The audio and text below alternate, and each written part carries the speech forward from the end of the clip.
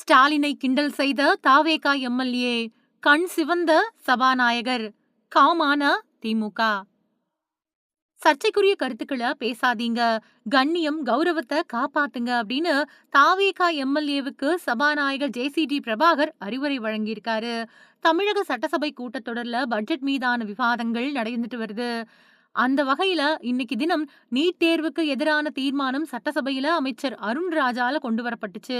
அதே மாதிரி மத்திய அரசோட FCRA திருத்த மசோதாவுக்கும் எதிரா தீர்மானம் நிறைவேற்றப்பட்டது. இந்த நிலையில சூலூர் தாவேகா எம்எல்ஏ சுகுமார் பேசினாரு. அப்போ அவரு முன்னாள் முதல்வர் ஸ்டாலின் மக்கள் மனசுல இருந்திருந்தா சட்டசபைக்குள்ள வந்திருப்பாரு அப்படின்னு ஸ்டாலினோட தோல்வி பத்தி பேசியிருந்தாரு.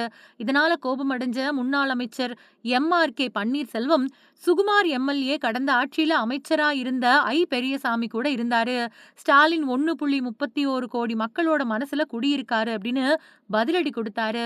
இந்த வாக்குவாதங்களை கவனிச்ச சபாநாயகர் ஜே.சி.டி. பிரபாகர் ரெண்டு தரப்பையும் அமைதிப்படுத்திட்டு தாவேகா எம்எல்ஏ சுகுமார நோக்கி, எப்பவும் சட்டசபையில பேசுறப்போ சர்ச்சைக்குரிய கருத்துக்களை தவிர்த்திடணும். நீங்க ரொம்பவே பெரிய திராவிட பின்புலம் கொண்ட பாரம்பரிய குடும்பத்தில இருந்து வந்தவரு, அந்த கண்ணியத்தையும் கௌரவத்தையும் காப்பாற்றக்கூடிய வகையில நீங்க தொடர்ந்து பேசணும் அப்படின்னு அறிவுறுத்தி இருந்தாரு. கடந்த சில நாட்களுக்கு முன்னாடி சட்டசபை கூடினப்போ குட்டி ஸ்டோரி மூலமா ஸ்டாலினோட கொளத்தூர் தோல்வி பத்தி முதல்வர் விஜய் கேலி செஞ்சு பேசினாரு. அப்போ அவர் கதையில பெரியவர் ஒருத்தர் கிட்ட குட்டி பையன் என்ன தேடுறீங்க அப்படின்னு கேட்டதுக்கு அந்த பெரியவர், இல்ல உங்க அப்பாவை காணோம் அதான் தேடுறேன் அப்படின்னு சொல்லியிருந்தாரு. இதுக்கு பலரும் கண்டனம் தெரிவிச்சிருந்தாங்க.